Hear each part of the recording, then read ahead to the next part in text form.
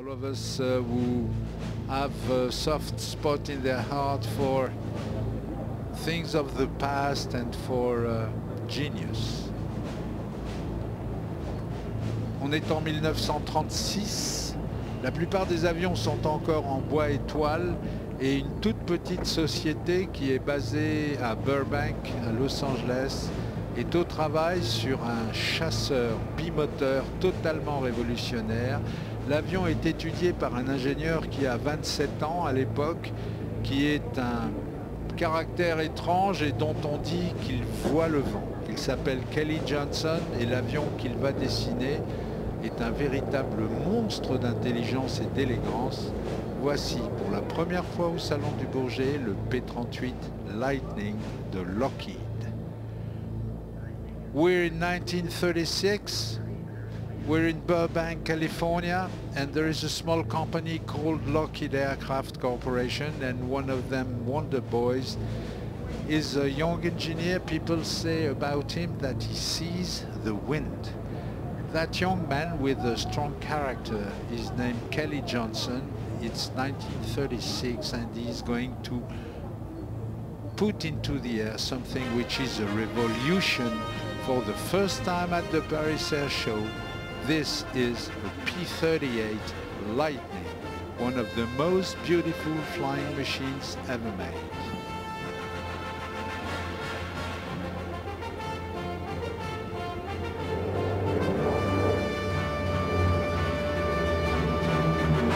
« 1936, le croirez-vous? Quelques années plus tard, pour nous Français, une histoire, l'histoire a de nouveau mis en scène le Lightning pour d'autres raisons.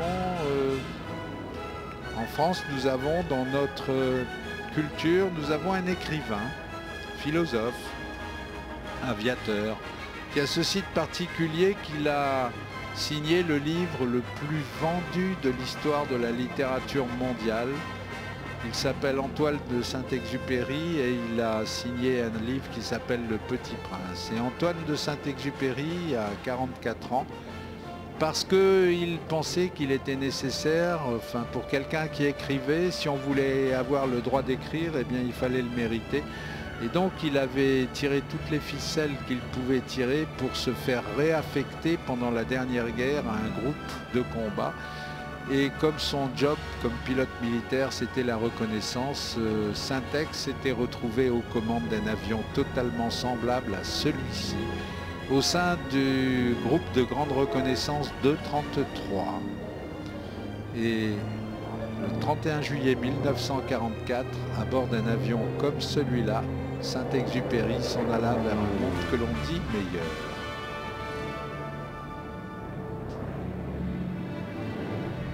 Alors si je puis me permettre, de la part d'un certain nombre d'aficionados de l'histoire de France, de l'histoire de la littérature, n'oubliez pas que Saint-Exupéry, avec Le Petit Prince, est l'auteur français le plus lu dans le monde.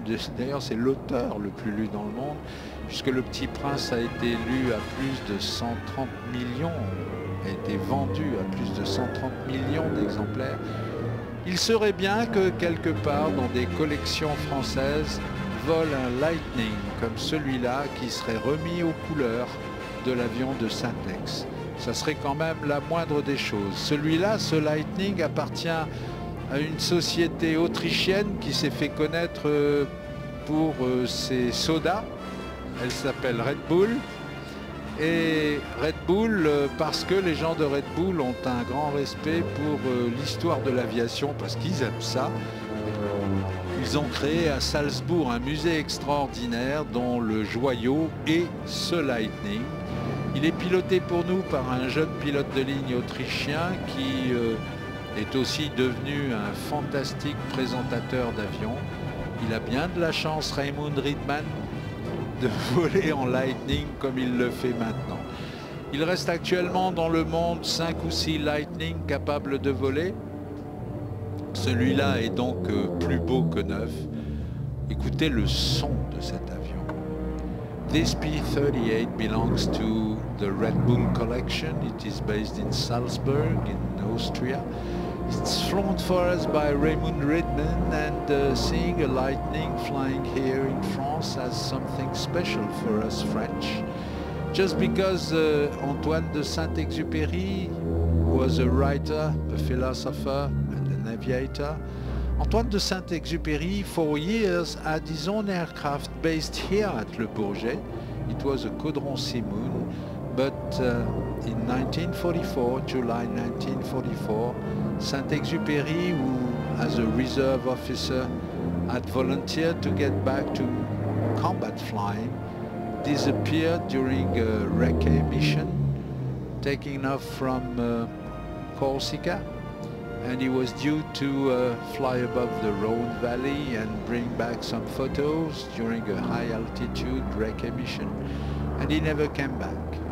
May I remind you that Saint-Exupéry is also the man who signed a little magical book entitled The Little Prince, and that, simply put, The Little Prince is the best-selling book ever in the whole history of literature, with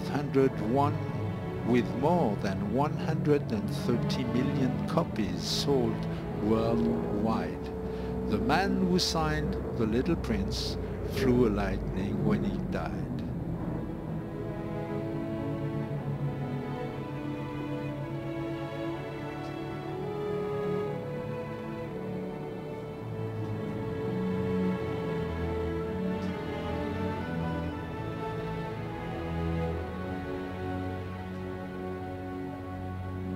The Lightning,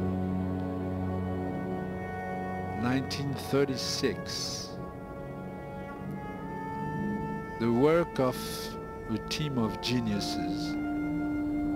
Beautiful aircraft, easy to fly, by the way, with such performance that it became the first aircraft in history, to be confronted with the sound barrier problems, to the point that they had to develop a kind of a special air brake to get rid of acceleration through the transonic area. Le Lightning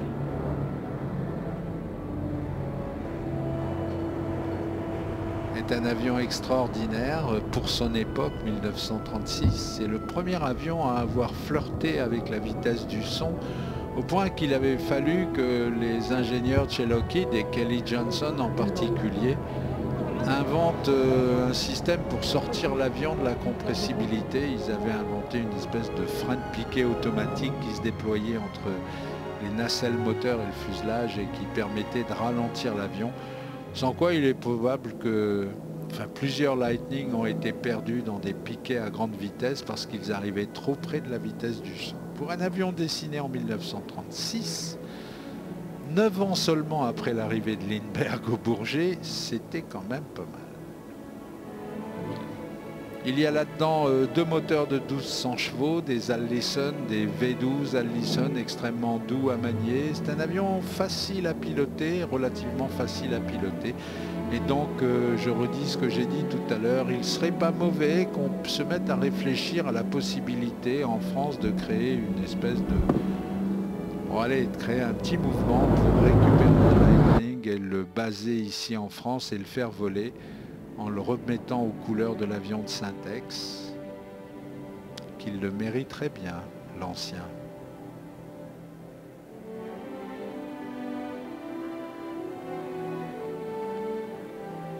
Allez, messieurs les industriels, aidez-nous.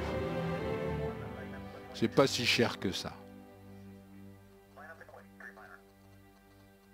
Un Lightning aujourd'hui, ça vaut quoi? Même pas le quart du prix d'un train d'atterrissage d'Airbus 305. 4 membres d'équipage et 12 passagers.